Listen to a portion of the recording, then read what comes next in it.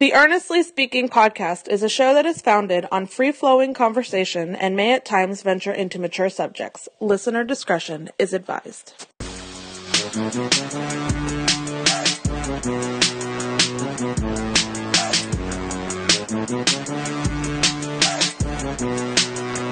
to the Earnestly Podcast. I'm your host, Earnest EJ Christian. It's the first Shoot the Shit pod of 2019. Of course, find this podcast on iTunes, Stitcher Radio, Google Play, Spotify, and we are now on iHeartRadio as well, too.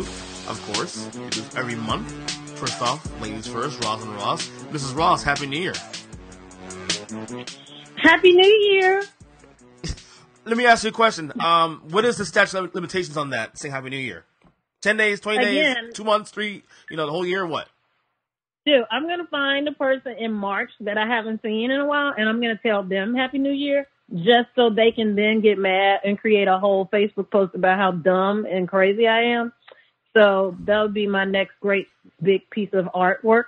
So be out on the look for that. Be on the lookout for that. Can you please do it? Because that's probably going to earn me a roasting real good on social media. Can you please do that and just troll the living shit out of somebody, please? These folks are just so stupid, I swear. Good God, find things to get mad about.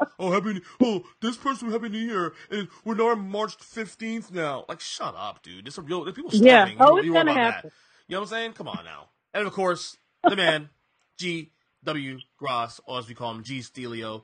How you recovering from the Bears loss on Sunday? I'm sorry, man. Oh, man. I'm still not recovered. You still drinking?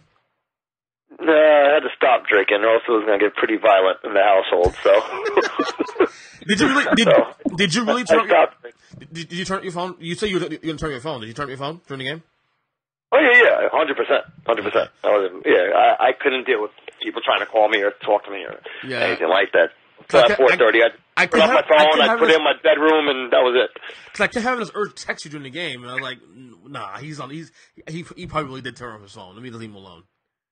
Yeah, the only time I'll turn off my phone is during a Bears playoff game, which happens once every 25 years, and my birthday, which happens once a year. So why birthday? Because I don't care. I just don't care to get the birthday text. I just don't care. So you don't care if people say happy birthday? You don't want to hear it?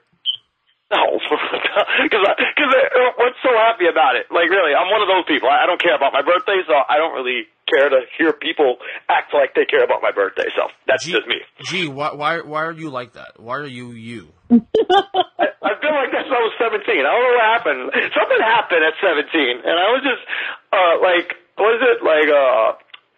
switch flipped in my head, and I just started to not care about things, and that's what happened. It happened at 17, 100% happened at 17. And my life's been better for it. To be quite honest. Well, I mean, again, if you're happy doing what you're doing, then, I'm okay with it. Yeah, there's happiness to be found in misery. Like, people got to understand that.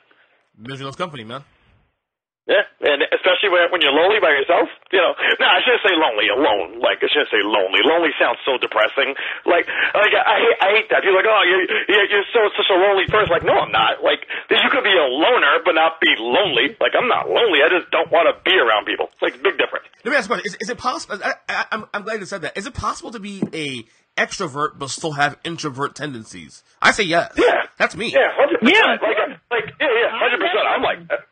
Yeah, that's me also in a nutshell. Like, I have a personality of an extrovert. I can talk to anybody. But, dude, I like being home in my own little space, man. Just leave me alone. Yeah, I think a lot of creatives are like that. Because, like for me, like, I have to write. I have to be by myself. I'm used to, I can't be around people, So it's like, I need that and I enjoy it, So and not that I even like going shopping by myself, like eating by myself. Like, I don't know. I like being in my own head. Which is a very, very dark and weird place to be sometimes, but I like being in my own head without anybody distracting me. Roz, I can't imagine being G's head, G's brain. I can't imagine being a passenger on that ride.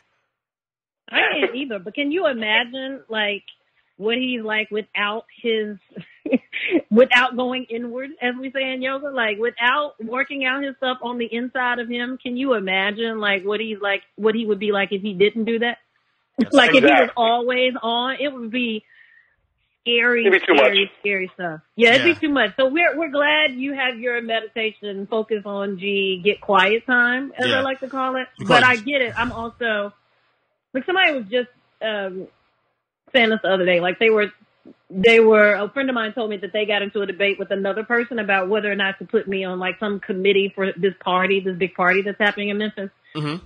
And my guy was like, you really think Rosalyn's not very social? Like, people like her, but I'm not. And he's like, Rosalyn's kind of an introvert, and I very much am an introvert. Mm-hmm. But I think people like me, and I nurture my friendships, but ultimately, I spend a lot of time going inward as well. So I think what it is that you have an extrovert personality, but you prefer to be in a situation where you're just more to yourself, to your own devices, and you prefer to be in that space. Like, for me, the same thing too. And I mean, this is somebody I used to play in a band for many years. I used to be out, talk to fans, whatnot, and all that. But I would rather, when people go out and drink and party at the clubs, I go home and just play video games or whatever and just hang out. And I was like that too.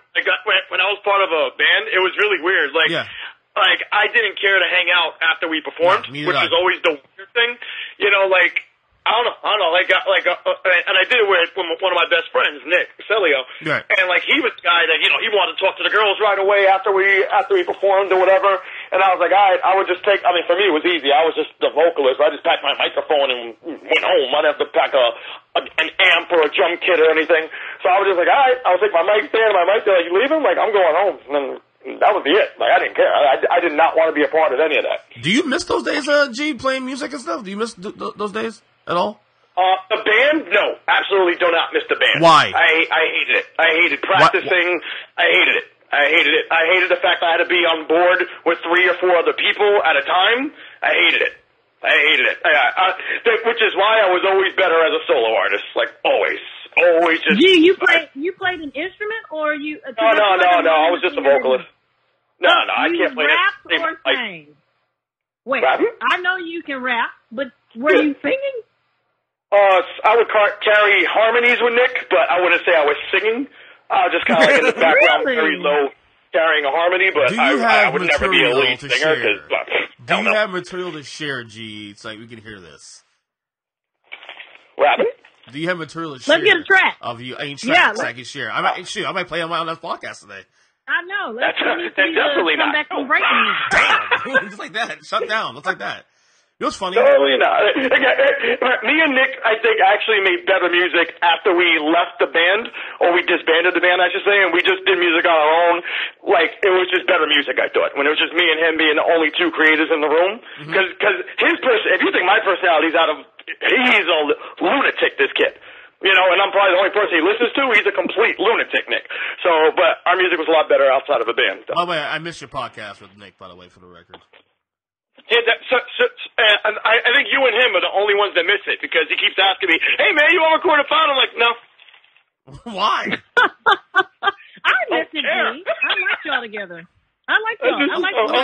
Man. I think you guys are great. I just got bored of it. Got tired of it. Just me, man. Like me. I just get in and out of it. I'm like, whatever. Done. No, whatever. It's funny, the band thing. I played in a band too for many years, and it's been about, I would say, 10 years since I was in the band, maybe 11. And what's funny is that this year I've actually sort of, I won't say reconnected with the old members, but I've been talking to them like off and on social media. We kind of started talking again for the first time in many, many years, and they were planning I think next month to do a reunion show. And initially, I said I would be interested in doing it. Now, this is a year ago. And then about a few months ago, I said, I don't think I can do it because honestly, I don't have any time. For me to even, first of all, I haven't played bass in so long, but yet I don't have any time to even practice my bass, let alone go to practice every so often to prepare for a show, let alone play a show. So I didn't want to start getting everybody's hopes up, so I pulled out of the whole reunion idea. So they asked somebody replacing me, I guess, to do the show next month somewhere and whatever. No big deal. You're gonna watch the show? You're gonna go to watch it or no? I can't even go to the show. I don't have time, man. I would tell you, I would 100% be the guy who's like, nah, man, if I ain't in it, I ain't watching that crap. Probably not. I probably won't go. No, I mean, I think it's I think also too, it's been so long since we played. I don't have the motivation. Yeah, that's. Let me tell you, man. Like being, I get credit to these people that start their bands from like their neighborhoods, whatever, and even if you don't make it, you just stick with it, like doing cover. It's hard, man, because you still got to meet up, like at least once a week. You know, at least. I mean, if you're a band trying to get on, you got to meet 4, 5, 6 times a week. But if you're a band just trying to keep it alive, keep it together, at least once a week. And a lot of these, you know, you have families. Some of these guys go to school. They work 2 jobs, 3 jobs, you know.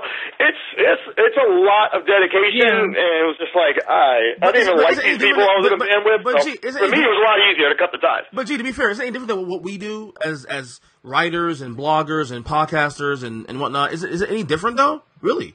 And you know why it's different? Because you're by yourself.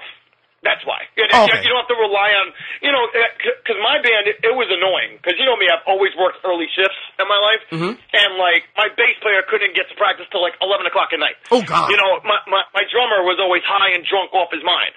You know, so he was unreliable. You know, so I'd be there, you know, till, like, 2, 3 in the morning for these guys, knowing how to get to work in 3 hours. Yeah, you know? Yeah, that's extreme. That's ridiculous. I couldn't function in that kind of those kind of rules. Sorry, couldn't do it. Yeah, it was tough, man. Yeah, Rosalyn, do you have any musical talent? No. Well, I feel bad. I just laughed at that. Like, how could you not know this? But then that was kind of weird. But yeah, I played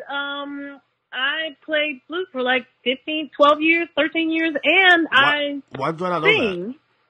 Why do I not know that? I know, but. Yeah, I'm surprised. Well, you know, because that was really early, and I usually play like once or twice a month now. But I just actually found a person to give me lessons because I don't want to lose that talent. But also, I sang with a group in college. Like I was a Fifth Jubilee singer, and we traveled the world. Wow, really? Yeah. Well, you know, no, we did. We did a couple of international tours and came to New York we did a tour in New York every spring break, that was sponsored by Pfizer. Yeah. What? Yeah. I know. It's so fun. Like, if you know, it depends on the years in which you know me that you really know that I can sing, because that was probably the thing that people most identified me by before I became like a real grown up. But now it's probably like, you know me because you read my writing, or you know I act, or I teach yoga. But all my like old school peeps, yeah, that's what people really know me by. Let me be clear. Let me be clear here, Roz. I'm not surprised at anything you're saying here. Like, I only ask because you've never actually talked about this. You never pushed this. I would assume you had some sort of musical talent. I just asked because I was, you know, what did you do exactly? I'm not surprised at all that you did something of music of some sort in your life. Yeah, it's funny. One thing about singing, I feel like, you know how much, but you do know I love music. And so, and that's what I'm saying. One thing that I always felt about singing is that it was so hard for me to perform it because I was so attached. Like, I sort of go into a space when I sing, or when I'm listening to music or a song I really love. And so it was always hard. Like, you have to know how to perform it and be separate from your love of it. And I don't know if I ever found that sort of, nor did I ever really try, but I never put any effort or any intention into separating that. But last year I made a short film in which I had to sing. Mm-hmm. And in that film, it was like nothing.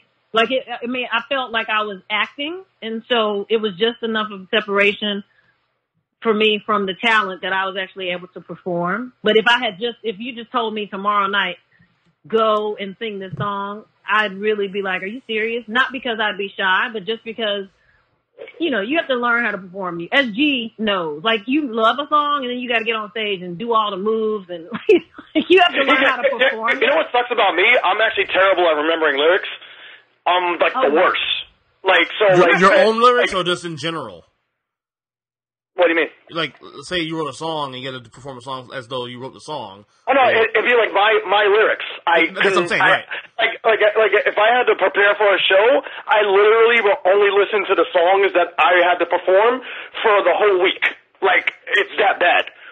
Like for whatever reason, like that's the way my mind works. If I'm not on something right away, or it's continually beating in my head, I kind of just forget about it. You know what's funny, which is something that my wife loves, and I say that so sarcastically, you know. But yeah, like I always had a problem remembering lyrics. You know, it was like, you know, so it was like my band can never say, we're gonna throw this song in the set too. I'd like, nope.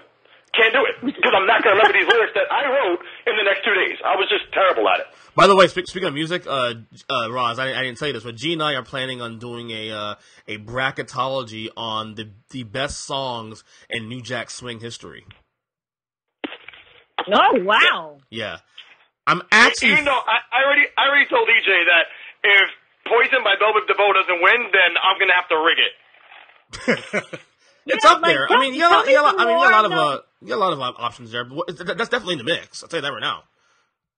Yeah, give me some more of those. Like, I feel like my understanding, not my understanding, but my breadth of knowledge about the songs that fit into that category is limited. Like, I know if Teddy Riley produced it, then it's probably one of those. But give me like another, other than Poison, give me like one more big hit that we would consider as New Jack Swing. I would say, would you say, Just Got Paid? Just Got Paid was one? A lot of those early TLC songs from their first album was New Jack Swingers. Yeah. You know, like Ain't Too Proud to, Ain't Too Proud to Beg, what about your friends? Like, they all had that snare. That snare was like prominent, you know? Right. Yeah. Okay. Duly noted. I mean, you think about New Jack songs, for example. I'll throw a few here real quick to you. My Prerogative by Bobby Brown is a New Jack type. You know, remember the time Michael Jackson is New Jack. Don't Be Cruel, Bobby Brown. I would say Johnny Gill's early stuff is in the mix. That remember was it wasn't My, but it was Rub You the Right Way. Yeah. Rub You the Right Way. Yep. How about Call Me Bad? Yeah, definitely. Oh, yeah, definitely. Mm-hmm. Definitely. Yeah. I would say Tony. Oh my God, that's like the Yeah, quintessential. definitely. And that whole camp, like Motown Philly has still got that sound. Then you got like ABC, which was produced by Bivens anyway. You know, there's a lot of, My dude Tevin Campbell, early Tevin Campbell, of course. What? Come on now. Definitely. That is some of the examples of that New Jack Swing, 87, 88 to like 91, 92. It was really a 5-year period. Was the peak of it. I mean, obviously it went a little longer, but Blackstreet going into the 90s, of course. But the really true New Jack Swing music was from 87 to 92, 93. I'll give 93 even of materials coming out left and right. So we're gonna do a bracketology. I actually was thinking about what we should do on this show or do it on this show in terms of like the Show Me the Shit pod. I know Rosalyn gonna get in on this too. I mean, I don't know. Well, yeah, now that you've educated me, I mean, at some point, I'll definitely, wherever you, even if you don't let me all the way in, I'll definitely weigh in when, you know, via whatever medium you put it out there on. Because I'll be on this show, definitely. It's a matter of if we do on our Shooting the Shit, you know, one monthly installment or just, you know, it depends. We'll see. Yeah, I mean, I'm sitting here like My Prerogative. But it probably wasn't bigger than Poison. But man, My Prerogative was so good. You sure about that? Maybe singly the song not as big as Poison, but I think that album. I mean, certainly Bobby Brown's album. That album is huge. Crazy. The album definitely, but if we're going by song, I don't know, man. Like, I mean, that's why I'm always like Poison's hard to knock out that number one New Jack Swing spot because I'll give you this much. Poison is definitely number one seed. You put whatever fucking bracket you put, it doesn't matter. It's a number one seed somewhere. You know what I mean? Yeah, but whether it wins the whole thing, it'd definitely be in the Final Four. I'd say that right now. I mean, it should be in the Final Four. But, I mean, yeah, that's definitely in the mix. By the way, I remember the day that song came out. I remember when that song came out first time. I remember I was so obsessed with that song. I remember on a Saturday night, I was 10 years old, fucking waiting on my radio. This is back then, bro, before we had MP3s. Waiting for the radio station to play it and hit record on the stereo, making sure I got the fucking song on there. Oh, it's the best. Yeah. Those days are cool, man. Those days are cool. Okay, so one of the big things I want to talk about on this podcast today is the big R. Kelly documentary, Surviving R. Kelly, that was on Lifetime. They debuted last Thursday. 6 episodes, one Thursday, Friday, and Saturday. We all spoke about this, and we all watched this actually separately, of course. And we spoke about it on text, and we want to bring it on the show today. Did you finish it already? No, I finished the first 3, but you get 3. I mean, you get the gist of it, of course. It continues the same pattern pretty much, for the most part. Yeah. I guess we'll start here. Roz, your thoughts on the documentary? What was your thoughts on the whole thing? Were you shocked? What was your emotions watching it and now that seeing the whole thing already? Well, first, and this will be my first and last, not first and last, but I'll start with this comment that clearly R. Kelly was some trash.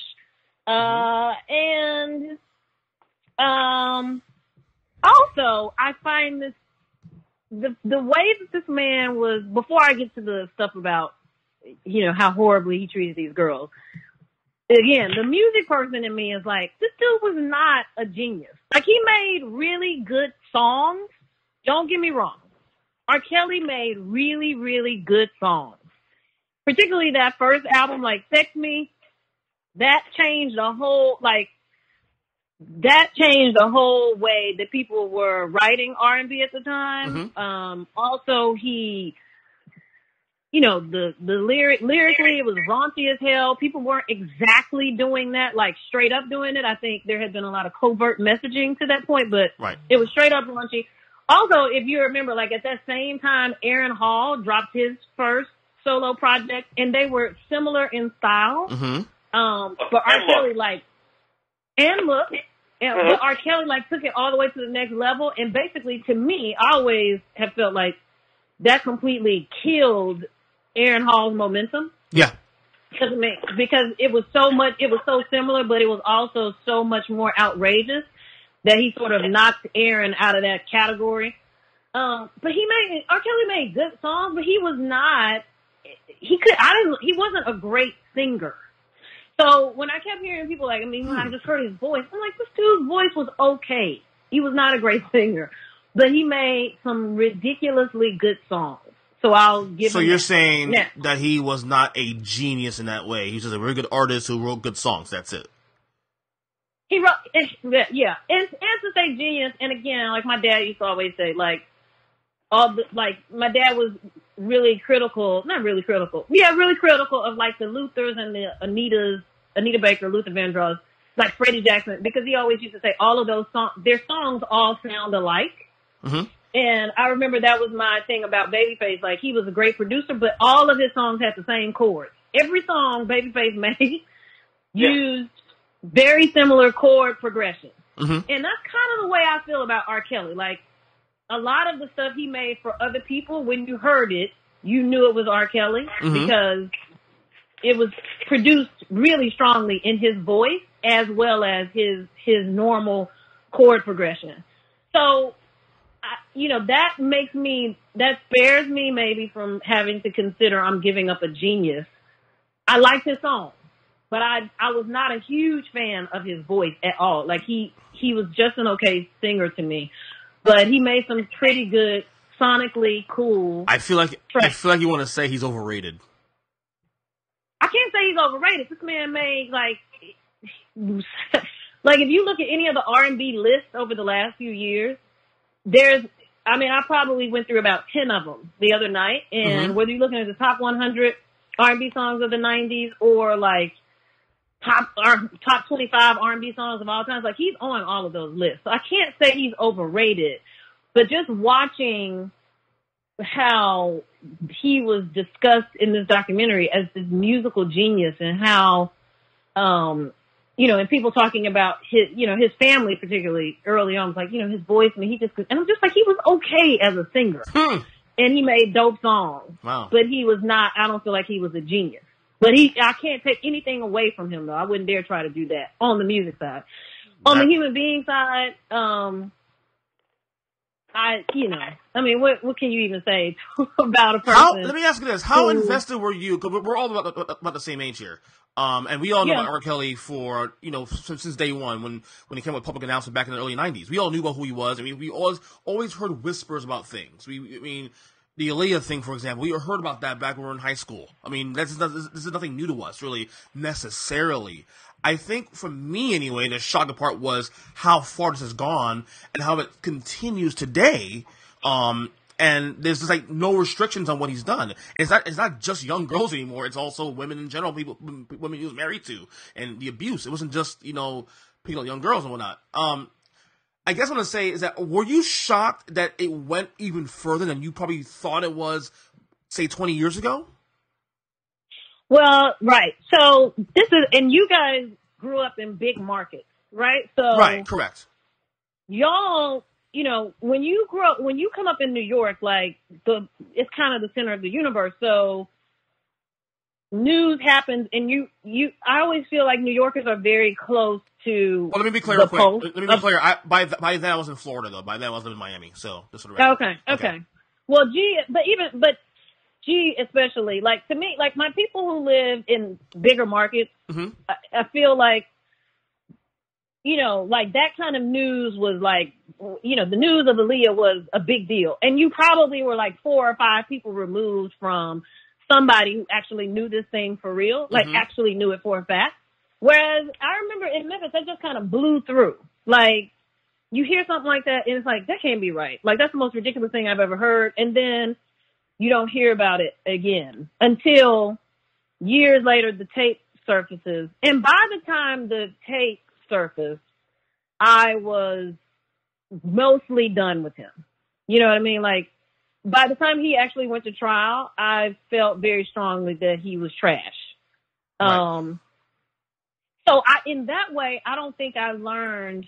In that way, it didn't feel like I learned anything. I don't know that it took my trash meter up for him higher, because it was already really high. Right. I am surprised, and I mentioned this to a person, I was surprised, though, because, again, this goes back to the music side, of how many people were still in 2011, 12, 13, 14, 15, were still really thinking he was going to help their career. Yeah, exactly. And only that.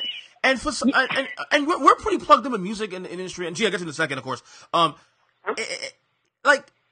R. Kelly, to me, maybe it's just I've been divorced from that a large part of R&B for a long time, but I still know what's going on to some degree. But R. Kelly hasn't really been relevant in, I would say, 15 years. Ever since I think the last thing he did was actually fairly popular, and I wouldn't say it was that popular because the tour got canceled. Was a tour with Jay-Z, the album with Jay-Z. That's it. Correct. And so, I'm looking at these parents who are talking about their daughters who are 17, 18. I'm like, how do these 17 and 18-year-olds who are 17 and 18 in the year 2000 even have this level of reverence for R. Kelly? Who? I think I know why. But it has a lot to do with the parents, I'm sure, who it was kind of like classic music to them. But I think the music he made in the late 90s was it crossed over. It crossed over. A lot of the music he wrote, either he wrote for artists or he performed with other artists. Yeah. It crossed over to a point where those songs have a lot longer legs and longer leash than a typical R&B song that's here now, gone tomorrow. Yeah, you're right. I think that was the thing that surprised me most. Is I'm like, oh, this girl was 17 in 2014, and she still was thinking R. Kelly was going to be the person. That surprised me. And that's shocking to me. He did a song with Celine Dion. People forget that a big song with Celine Dion. And Celine Dion at the time was humongous. So I mean, this is huge. G, go ahead. Your thoughts on the doc you've seen so far? All right, let me sit down and let me unpack it, right? Okay. Because I'm going to open by saying I don't think I've ever, in all the time that I've known Rosalyn Ross, been on a totally polar opposite side of her opinion. Because I am in the belief that R. Kelly, for all his faults as a human being and his failures as a human being, is a genius musically. And it's because of that genius that, and honestly, I'll put it on our generation that, and I'm not saying and I'm not saying everybody, but I will say me and my friends and everybody I hang out with, we pretty much let it rock. We did, because he was a genius. Like, if he was some trash R&B singer, he would have been out. And am I proud of it? No, I'm not proud of that, but that's the way it is. You look at how the music industry works. You look at sports. We talk about sports all the time. These athletes are protected. These guys are not music artists to the super rich. These guys are assets. You know, like these guys are protected by people that we have no we can't even fathom how powerful these people are. The people who own MCA and all these record labels. You know, so and what did they do in the midst of all this stuff, the Aaliyah stuff? They brushed it off. And me being same age as Aaliyah, pretty much, I was like, okay. You know, you have to remember the crowd that grew with R. Kelly was the same people that he was manipulating. You got to keep that in mind. Yeah. And I think that's the part that kind of fucked with my head the most. It's like, has R. Kelly affected me in my life? No. I mean, no, he hasn't. You know, like personally. But you think about the people that he was taking advantage of, people he was basically raping, not mentally, physically, whatever. They were in my age bracket. He had us all brainwashed. This dude, like they said in the documentary, he called himself the Pied Piper for a reason. Because no matter what he did, we followed him in his music. And I'll go back to the genius of him musically. It's the fact that, like, because obviously I'm watching this thing with my wife the whole time. Remember, she's 10 years younger. You know, so her vision of R. Kelly is pretty much ignition and happy people, you know, and I believe I can fly. Like, that's pretty much R. Kelly to her. She likes R. Kelly, but she don't really care too much. And she asked me, you know, because we were watching this documentary, watching these things come up, these allegations come up, and she looked at me like it was my fault why this nigga was famous. She looked at me and she goes, but why did you guys still play him on the radio? Like why were people still doing music with him? And I looked at her and I was like, this nigga was dope. I don't know. I don't know what to tell you. And it's bad. I look back now and I'm like, wow, like I was part of the problem. Like that's how I'm viewing this documentary. And I'm not trying to circle it all roads lead back to G because he's so vain. No, it's not me. It's everybody who I grew up with. I mean, that's also unfair for her to do, though. We let him rock. No offense to Mrs. G. Steelio. However, it's unfair to blame you because if she was even aware of how the media works 20 years ago, or lack of social media. There wasn't social media 20 years ago.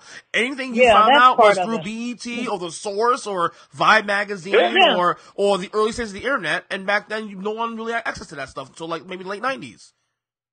Yeah, I mean, that's what I'm saying. Like, unless you were in... Go ahead, Ross. Go ahead, Ross. I'm sorry. No, I was just going to say, that's why I say, like, if you were in one of those markets, like in a big market, though, you were probably closer to it than, again, most of us in the rest of the country. Because you're right, there was no social media. There weren't receipts. You know what I'm saying? Like, nowadays, if that happened, somebody would have photocopied, like, taken a screenshot of the dang on marriage certificate, and we would be, like, roasting that thing all the way through Facebook, through IG, everything. But we didn't have that. So it's kind of like you hear it, and it's like, that's a really ridiculous thing that absolutely cannot be true. Also, G, I'm going to let you finish, but I'm going to Kanye you here right quick. I get why people love him. I just don't, like, as a person who sings, I was not a huge, but there are a lot of voices that I don't love, but I love. Exactly. That's what I was going to say, yeah. Yeah, Kanye's a genius. Sorry to say. Kanye's a genius. Well, we're not talking about, he also is trash. But anyway, I never loved R. Kelly's voice. He would do little things like his little runs. He would have, every now and then he'd do a little thing and I'm like, oh, he sang a little bit right there. But mostly, I was like, he's an okay singer, but he definitely made hits. Like, what he made was good. Yeah, he had good There's songs, no denying that. Yeah, okay. Yeah, I mean, I bought one record in my entire life. I only bought one album of his. That's the R album from '98. That's it. I have every album.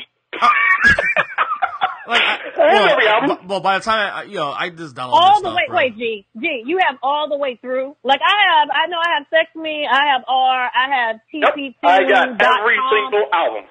I'm talking about the later things, though. Oh yeah, like black panties, everything.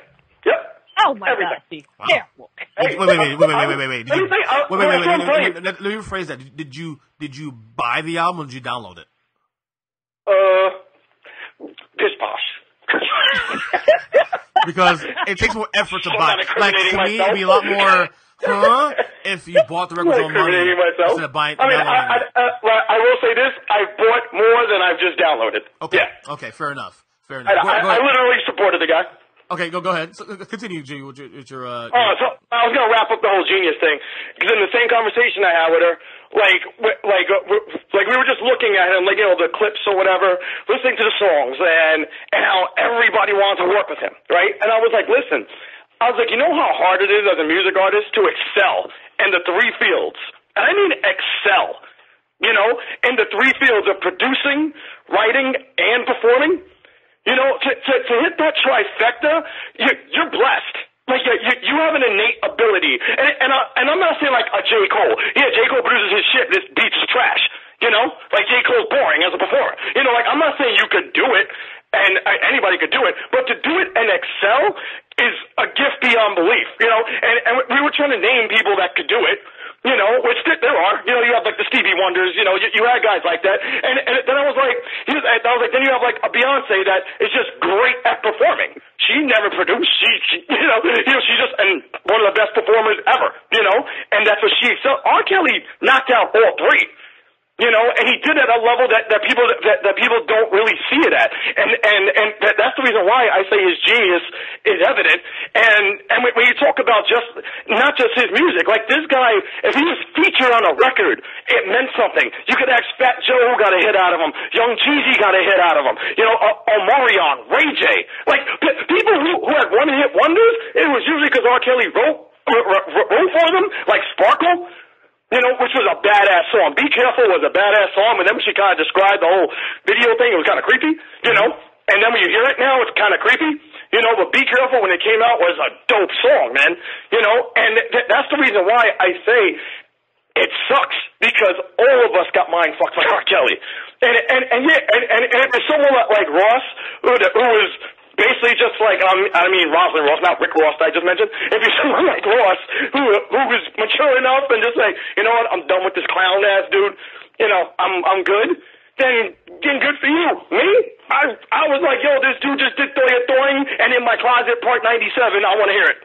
So, let me ask you a question. I'm saying that to say that's why I said, like, we were part of the problem, because all we did was finance his sickness. That's all we did. Well, let me ask you this now, because do you think first of all, you believe the victims, you believe the survivors, I'm gonna call them, you believe the stories, right, G? Oh yeah. Now that we know, we have pretty much confirmation, quote unquote. I only say that because of the fact that this actually, it's still two sides of the story. I believe what they're saying. Do you have a problem divorcing the artist and the scandal, and whether or not you can listen to the artist despite the fact he has this kind of life going on the other side of the world? I have no problem if we're talking Kanye West. I have a huge problem if we're talking R. Kelly. Kanye, whatever, that dude's a lunatic. He wants to be a Republican, doesn't want... I don't care. I still want to listen to 808 The Heartbreak. I still want to hear Through the Wire. I don't care. Sue me. What Kanye's doing is not illegal anyway, so it's a matter of opinion. No, but the R. Kelly thing, as a moral human being, how can you listen to his voice, listen to his lyrics, know the man, and still put your windows down and blast it in your car driving? No, that's not me. I can't do it. So you stopped as R. Kelly? Oh yeah. I'm done listening to R. And you know what sucks? He did those Best of Both World albums, man, and that's Jay. And that sucks. I can't listen to that. No, you can't listen to that ever again. This is what I would say, and this might apply to me actually, because I actually still have the physical copy of the R record that I bought 15 plus years ago, the CD. If you bought the record with your own money, whatever, play the CD all you want. Because you bought that's your money. No. You know what I'm saying? No. That's your money. That $15 you spent back in 1999 and 2000 for that record, long gone, burned and dry. In the era of streaming... No, wait. Make this one point here. In the era of streaming where you're still getting it's like clicks, like current clicks, current money, new money. I understand what you're saying. You know what I'm saying? That's what I would say. Right. Not support him. Don't click on his music now on Apple Music or Spotify, whatever it may be. No, I hear what you're saying, that he can make money off the clicks now, but my whole thing is I can't listen to it. I just can't. Yeah, that's the thing. That's the thing. Like, to me, it's not a conversation about the money, right? So when we start talking about, I mean, to me, it's very, it's like very consumer focused and commercial to say, I don't want to give him my money. Like, you know what I'm saying? Like, it's beyond that. Like, how could you possibly, per G, like, that point is like, these words, like, how could you possibly even let that go into your, like, hear that in your ear and let it fall to your system? Like, listen, he made hits and he made money for making hits, right? So I contributed to that, and I thought that was all I was contributing to. I didn't know I was enabling him. I hate that we say that we contributed to that. Like, we knew the hell was going on. We did. Well, no. Come on. Saying, like, we didn't know what was going on. No, we lived our own life. But I am owning, but as this conversation goes about, when people want to talk about the money of it, yes, I bought an album, 3 of them at least. And he took that money and rented a mansion in Atlanta where he held people hostage. So you know what? Yep. Like, ultimately, there was power in my dollar enough to allow him to do that.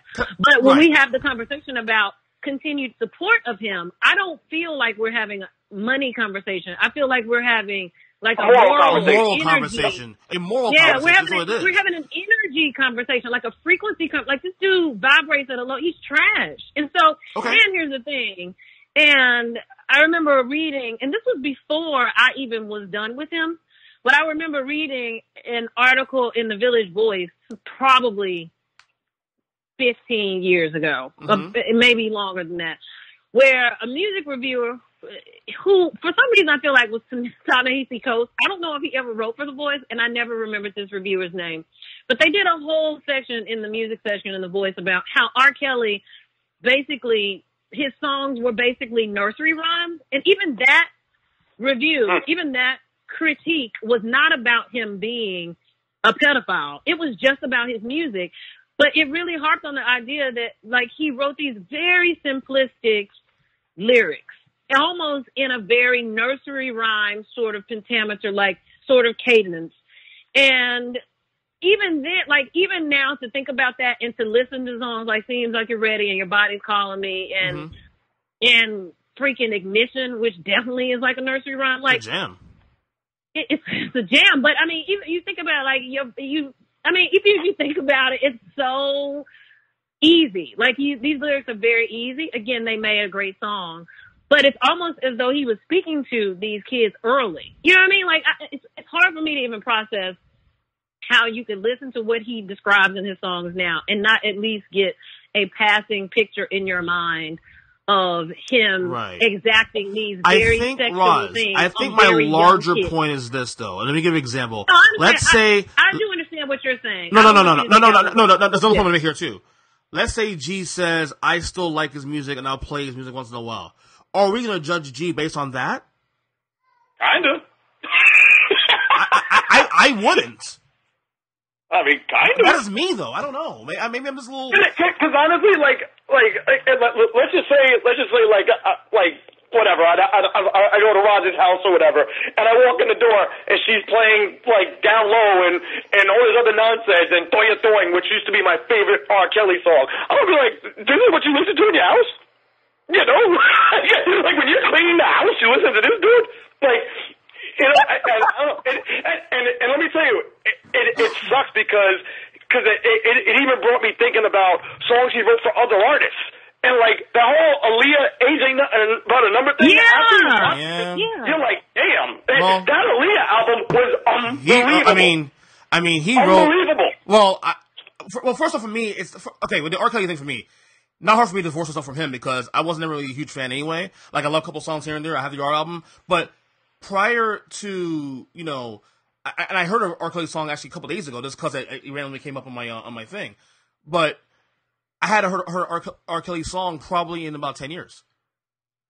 Because I don't listen to music normally. It's not part of my normal music nutrition, if you will. You know what I'm saying? It's not a normal part of my playlist. So yeah, they'll definitely still play them in New York. Say that again? They'll definitely still play them in New York. Like, not now, but you'll definitely hear Ignition down low or, Pump and Grind on the radio. You would still hear it. Yeah. 100%. Hey, you know what? We would sing along with it. Tell you, man, it's a sickness, and that's the reason why, you were saying earlier, you can't blame us, but you know what? Everybody's got to start taking blame. The whole industry protected him. His inner circle is filthy. If we banned everything that based on what every person or artist did, we have almost no more artists based on the things that. Well, my one thing that listen. So R. Kelly is probably. So here's the whole thing. Everybody's like, well, what about so and so? Like Woody Allen, never been a fan of his anyway, so I could divorce myself from that anyway. Well, right, but the man made some at least like 3-4 films that are probably some of the greatest films of all time. Correct. And and I was going on, and it's a thing where we didn't have receipts. We just have, these testimonies. And ultimately we did end up with his adopted daughter writing, this very transparent piece for, I think, the New Yorker, in which it's like, oh, this now has hit me in a way I can't go on. But this dude made a movie, Manhattan. Like, have either one of y'all seen this? No. Where he's like a 30-something. I never watched any Woody Allen. Oh my God. So he made a movie called Manhattan, which is the central relationship in that film is him as like a 30-something-year-old man who is dating a 17-year-old girl. And this relationship is very normal. Like, they go out and have drinks with his friends. They talk about her, which this writing for a 17-year-old is very, very grown. It's like, I love the sex we have. I mean, and I remember thinking I was going to be able to watch that and being just overwhelmed with like, I think I'm not going to watch you play out your fantasy on the screen. So I think we ultimately sort of all arrive at a place where somehow we get too old. I don't know what the hell happens, but something happens where you finally decide, you know what, enough is enough. And I'm not saying that you arrive that place quickly with every other artist, but most of us, if we have any moral compass, we get there. And it's pretty hard to, this whole R. Kelly situation was really kind of forced on us to get there really quickly. And it's been brewing over the last few years, but some of these other folks, we don't have the receipts. We don't, we still hanging on, but ultimately we're going to get there. And R. Kelly, we all got here both basically at the same time. And he's done now. And so we'll probably arrive there on the Beatles and whoever the hell else we're going to get there on. Yeah, Marvin Gaye, you're right. There is a list. It's ongoing. A lot of it now too. List. Also is a lot of the play also in this documentary too, not being ignored, is the fact that the racial epithet of it all. Like now, the black women not being prioritized. The reason why this went on so long is that black women aren't being prioritized in the mainstream. Which, if you think about it and you look at it from a conscious eye, there's a case we made for that actually too. Oh, no question. Yeah, I don't know if you remember. There's a dude in there that like the juror, right? The juror, yeah. Yeah. Well, gee, you'll see that episode 5, I think. Episode 5 or 6, 1 or 2. You'll see that. Yeah, like the disgust by which he's like, oh, I just didn't believe those girls. I didn't like the way they dressed. I didn't like the way they looked. I just didn't believe them. Like, that had racism all over it. Like, it was in his bones. He was so disgusted by these black women. By that time, a lot of them were women getting up here, expressing this level. And that man probably never listened to R. Kelly a day in his life. Nope. He didn't strike me as someone who was bumping out to... He's a Spanish guy, too. Like an old, 70-year-old Spanish guy. No, this dude ain't never heard Step in the Name of Love. No. He had a problem because those were black women. And so, yeah. You know what's sick? You know what's really sick, Ross? Yeah. On my Instagram page, there's a video of my 5-year-old and my family from New Year's Eve. It's like literally like a couple of days ago, us dancing and stepping in love. So weird. Take it down. Well, I mean, it was us and the kid. It was basically me showing 4 generations of my family. My grandmother was there, my dad, of course, and then me and my kids, and then of course my cousins and their kids and all that. It was really cool. And I'm thinking like, geez, this is bad. I mean, I you know what I mean? You know, step, side to side. The kids are doing it. Like the 1-year-old's doing it, and the 8-month-old's doing it. You know, it's like, it's sad. It's really sad. Mute the sound. Go back in, edit it, and mute the sound on it, dude. Like you can. Yeah. I think also before the people find your video and take you down. Before mute R. Kelly, you sound pretty like ruins your life. You sound passionate about this situation too, especially Roz. I mean, that's good. Well, I think also too, piggybacking also on the whole thing about why it went so long in the industry, especially too, allowing this, because I like for people, especially like on the higher up than R. Kelly, like, you know, executives and all that. There was nothing to gain from R. Kelly, or nothing to gain from him in terms of assets. I mean, he doesn't own his masters. You know, what I mean, he's a songwriter, and that's it. He doesn't have anything to gain. So he wasn't a threat, you know, to anybody in terms of the industry, if you will. So it was easy for them to probably ignore. Keep putting the hits, no problem. We own your masters, no big deal. Keep going, and that's it.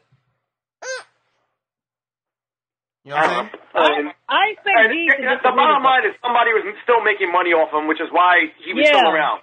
That's the bottom line. Right. You know, like somebody out there was still making money off the guy, man, because we kept on supporting him. You know, and because other artists kept working with him.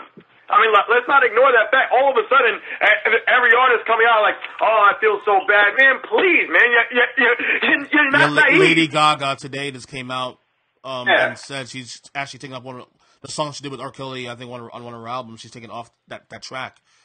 It's a good record too. To me, like I don't see why she's doing that anyway. It makes her look fake by doing that, in my opinion. Yeah, I'm going to see if Best of Both Worlds is still up on Amazon Music. Yeah. But by the way, I have no. This is where capitalism is still key. This is why I still believe in First Amendment, all that. Look, I have no problem. Look, if Spotify decides to take down his music, that's up to them. That's their business decision. Ultimately, they did the right thing by taking them off the promoted playlist. If you want to listen to R. Kelly, go at it. I won't judge you. That's up to you. I mean, you live your own life. Everybody's saying they should, Admin should take down his music. That's not up to you to decide that. That's up to his own, the company, whatever, what label is he on now these days? MCA, I think. He's still RCA, right? So yeah, that's up to RCA to decide that, But I do think that if there's a conviction, and Spotify handled it correctly last year or earlier in the year, last year actually, when they took him off the promoted playlist. You know what I mean? Mm-hmm. You can find on Kelly because you ain't gonna find on them promoted playlists. That's smart. And I just looked. Best of Both Worlds is still on Amazon Music. So yeah, and again, but is it on a promoted playlist? It's a big difference. I mean, I hear what you're saying. I'm just saying in general, it's still up there. I'm pretty sure. Let me see if is it on Tidal now? That would be the big question. Let me see. Is it ever on Tidal, G? Do you have Tidal? It should be on Tidal because that's Jay. I'm pretty sure Jay-Z owns everything to that. I would think he did. You remember this? Jay-Z left the tour. Like they clearly felt out, but lo and behold, it's on here. It's on here. Yeah, but again, it's one thing. It's going to happen as soon as someone questions it, then Jay-Z's expect going it to be there. So. What I'm saying is that it won't be on promoted playlists, though. That's the big difference. I know what you're saying. They did that a while ago. But they took off doing this. The only reason I asked about Best of Both Worlds specifically is because dude left the tour in the middle of the tour. You know what I mean? So, I mean, Jay has clearly not been a fan of his for a long time. So I'm surprised that it's on here. Especially let me tell you, I'll tell you one thing. Like R. Kelly's push in the music industry is definitely strong because even Jay-Z couldn't blacklist him like he did Chris Brown for a while. Like Jay-Z couldn't even blacklist R. Kelly because R. Kelly was writing for everybody. Mm-hmm. Yeah. And Jay tried. He 100% tried because there was a lot of money lost in that project. Yeah, didn't the tour fail? Like the tour it failed because Jay-Z first album was awesome. It sold, and then the tour got cut short because of the allegations and whatnot. And then they did Best of Both Worlds 2, which is a rushed project because they just wanted to get the tour money. And then R. Kelly started flipping out on tour, and Jay-Z left. Yeah, and Jay-Z left, exactly. So that'd been cool. That'd been cool sense, in other words. Okay. No, they haven't been cool. Yeah. Okay. Couple things to hit on before we go. How was your holidays? Man, we should have opened with this. Well, I tried to, but the music conversation kind of segued better that way. So, a little happier tone. Was it good? G, was it good? I hate Christmas. I don't care. I drank and I slept. I don't know. Next question. Okay, Roz, give me a better answer than that, man. I don't have a better answer. Like, I don't have parents now, so my holidays are kind of sucky. However, I did have a very good New Year's. I went to Naples. So I was in the 80-degree weather, and I got to wear a bikini. So I had a good week last week. But, Christmas, I had a good day. I was over hanging with some friends, and it was cool, but I enjoyed my New Year's Eve much, much better. New Year's Eve to me is like, maybe because I'm old now, I just don't care anymore. That's one of those holidays now where my wife and I rather stay home, just chill. I think I've gone on the last time I gone on New Year's Eve, honestly, was probably 2011. And I was forced to go out. I think me too. Maybe 2011, 2012, probably. Yeah. And the reason I was forced because my best friend said, come out, man, it's a Cuban block party. So we came out, him and his wife, me, and at the time we didn't have kids yet, so it was still, apropos to go. Okay, fine, we'll go. But other than that, I was like, I'd rather been home, relaxing. Even on New Year's, I was really trash because I would stay home until after 12, and then I would meet my friends out because I wasn't paying the big covers to go in there, so I would just pay the $5 cover to go in after 12. I wasn't paying money. I was trash. Yeah, it definitely is, to me, one of those days that you feel sort of like, not that it has to be like your relationship or whatever, but it's still very much an extension of the holidays, and that to me, it feels better with people that you're close to. But like just running out to a party, like, ooh, I'm at a party. I don't respond well to that. Yeah. But if I was hanging with like a group of friends or whatever, and that's what we ended up doing, it's cool. But it definitely doesn't inspire me to just go out and make fun however I can make it. It's not that kind of holiday to me. Although it is for some other people, it's just not that for me. Right. No, I always thought the fun part of going out on New Year's when I was younger was finding the one girl who didn't have a boyfriend and just sweat her all night. Like, who you kissing? Who you kissing? It was easy. It's so terrible, dude. I always said New Year's Eve and Halloween were the easiest times to get a girl. Those are the easiest nights out, man. Halloween and New Year's Eve, by far. What y'all make of the Kevin Hart Oscars mess? I'll let the actress.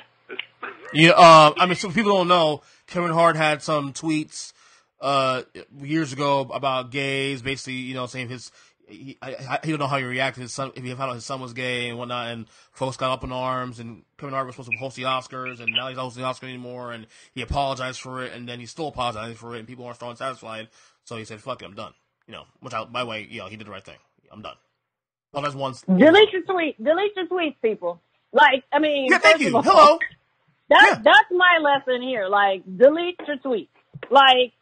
The way that social norms, cultural norms, the way that people get mad about stuff and they don't get mad about stuff, that shifts on a daily basis. Yeah. You got to be able to read the Overton window. The Overton window that expresses what is acceptable commentary in the public eye. This is the PR version of me coming through. Yeah. The Overton window shifts all the time.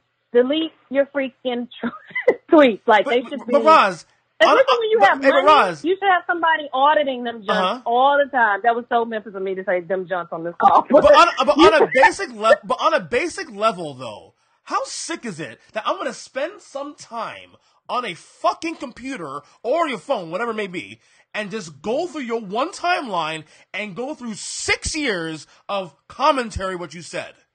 How sick is that? Yeah, though, on a basic level, it's messed up that you gotta do it. But what I'm saying is, it is a necessary evil of the way we exist and the way we observe our celebrities, and in the time of influencers and how many followers you got, all of that crap matters.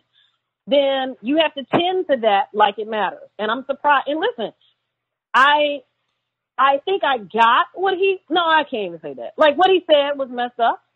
He even had, and I remember like somebody called him out, like a black woman called him out maybe 6 months ago about a tweet he put out about how like dark-skinned chicks are broke bees.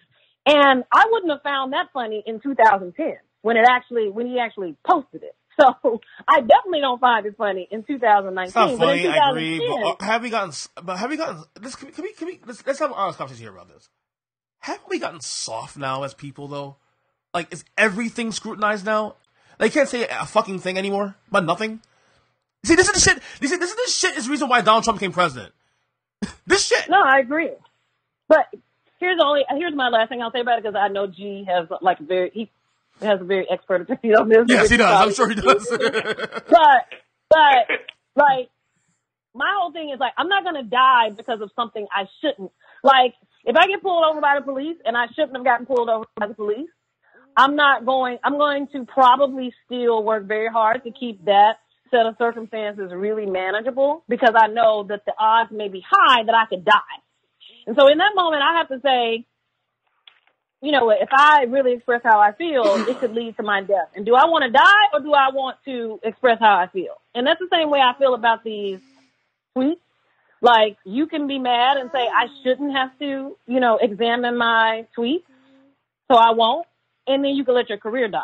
Like, that's what you could do. Like, you could then end up in a situation where you're defending some crap you said 10 years ago when you could have deleted it. And also, just as a note, I am not saying that people who talk back to the police should die, nor am I saying anything about that. I'm just making the point that you have to, you know, for each individual, you weigh, like, what has value for you. And some of us are willing to risk more than others based on circumstances. And I don't want you risking your great career, EJ, over something you said about Jay-Z 15 years ago, and now we all love Jay-Z, and you roasted him, and now Jay-Z's ending you. Yeah, true. Like, true. Personally ending EJ. Like, I don't want you to end because you said he was ugly back in 2008. I'm sorry. I just don't want that to happen to you. Well, I mean, I don't know. G, anyone out of that? I will say for the record, if Jay-Z tried to end EJ for any reason, I'm riding with Jay-Z. Sorry. Of course you are. I have to ride with you. Because you're an asshole. Because you're an asshole. Of course you are. Jay-Z for you. No way. No. I wouldn't expect anything less from you, G. So I'll be the first one there with hashtag mute EJ. Oh my god. But anyway, like, with the whole Kevin Hart thing, I don't know, like, I think all of us have Kevin Hart fatigue in one way or another anyway. I mean, I don't watch any award shows ever.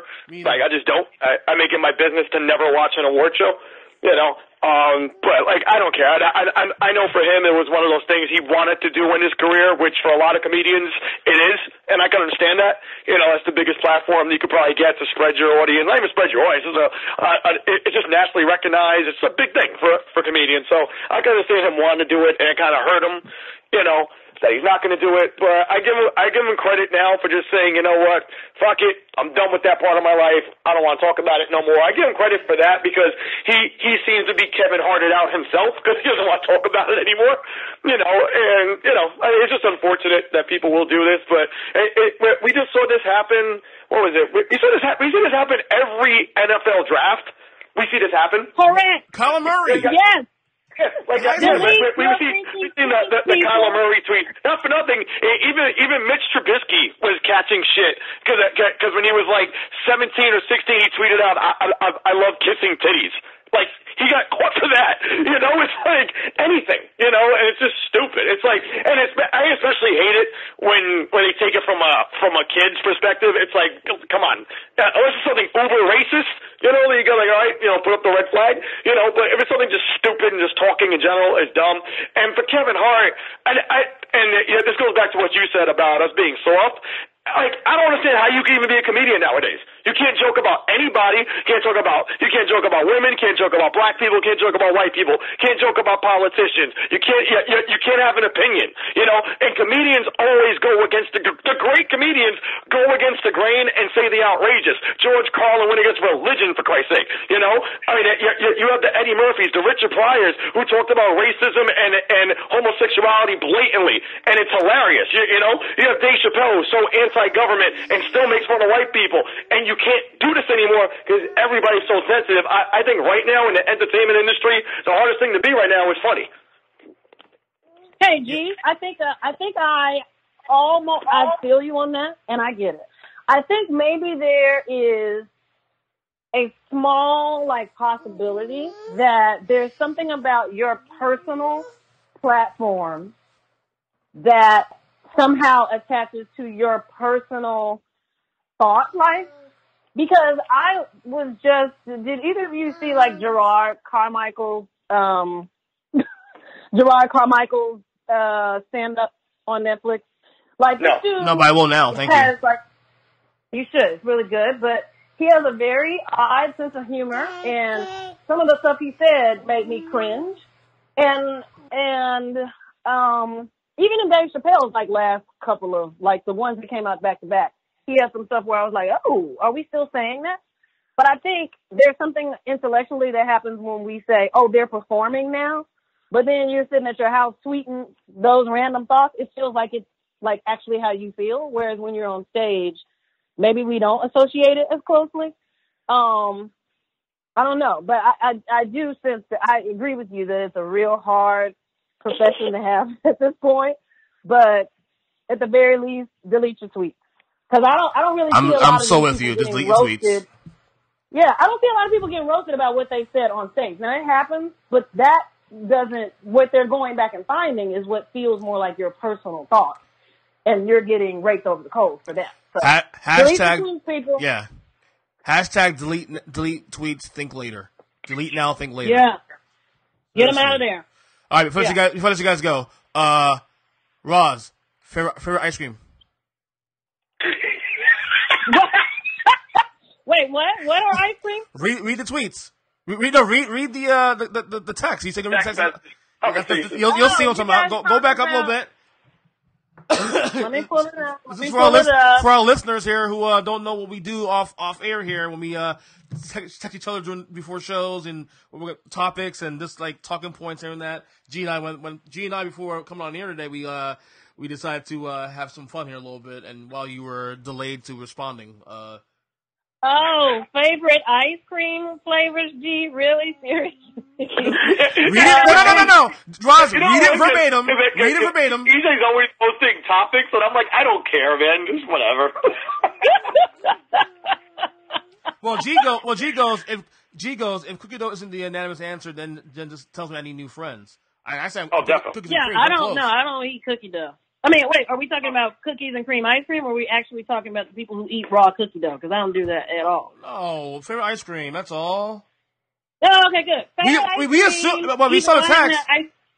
If you saw the text, though, if you saw the text, what I put on there, or what G put on there, too, we assume that I don't eat ice cream. Well, read it. Go ahead and read it. Yeah, Ross doesn't eat ice cream. She eats non-fat yogurt, which I don't eat yogurt anymore because it's a dairy product, and I don't eat dairy products, with organic strawberries and kale. But back when I did care for ice cream, I was a strawberry girl, and I was definitely a strawberry milkshake girl. Ross, I love Ross, no. Tell the truth. You eat ice cream without the ice and the cream. Hashtag yoga life. Hashtag yoga life.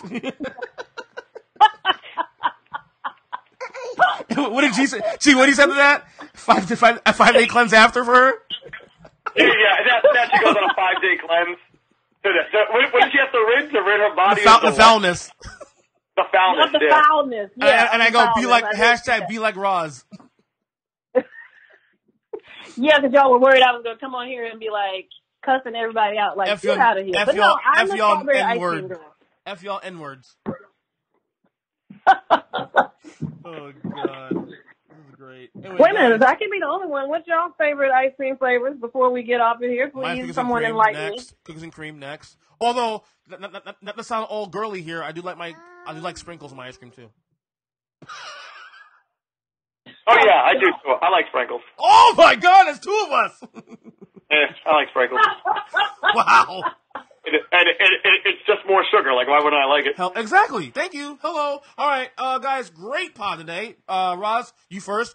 Where can everybody find you? What you doing these days? Anything to plug? Of course. New movies. New red carpet to go to. What's going on? I don't know if last time we talked if that Brian Banks film got a release date, but Brian Banks. Yes. The on-screen interpretation of what happened to that brother in his football career, that is coming out. It's premiering in theaters on August 9th. So, worldwide. So be sure to check that out. Put it on your calendar. Otherwise, you can find me at Rosalyn R. Ross in all the places. The Twitters, the IG, the Facebook. Yeah, you can find me with my whole name. Sound like the guy from Friday. The chicken, the collard greens, all. Exactly. All right, G, what's up with you, man? Anything to plug? No, I got nothing going on right now. So now because now you're doing a football centric site now. You take a break for 9 months, 8 months, whatever. I want to say a big F you to GoDaddy. Who had a bunch of hidden fees and whatnot, and they screwed me up. Mm-hmm. So I had to take down StreetSmartFootball.com off of their domain. Why? Off their hosting domain. I'll tell you later. It's just a bunch of nonsense with them. But yeah, just be cautious of GoDaddy. They're a bunch of scumbags. So I still own the name Street Smart Football. I'm just going to look to move it probably in the next month or two. There's really no big rush now because football season is pretty much over, and it's really just a gambling website. So, I mean, at least it happened now and not the middle of the season where it really would have hurt me.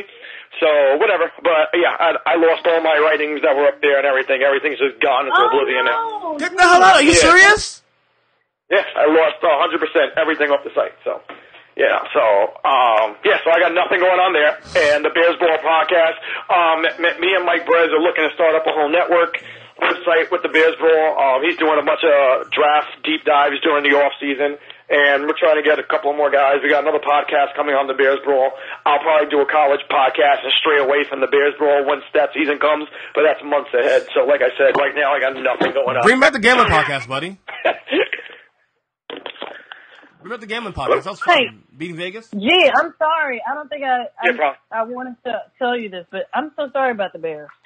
Yeah, me too. I mean, I can't remember if I texted you and told you this, but I mean, genuinely, I'm really sorry that you had that loss to try. You know what's funny? I've been getting a lot of genuine texts from people, and that was actually appreciated from people. I was getting a lot of genuine, because a lot of people know, like, to not bother me, like, in that mode. Like I even said on Twitter, I was like, listen, man, if you think you're going to come on Twitter and tell me to bust my chops, just go on my DMs, and I'll tell you which street corner to meet me on, because I'm not for the play today.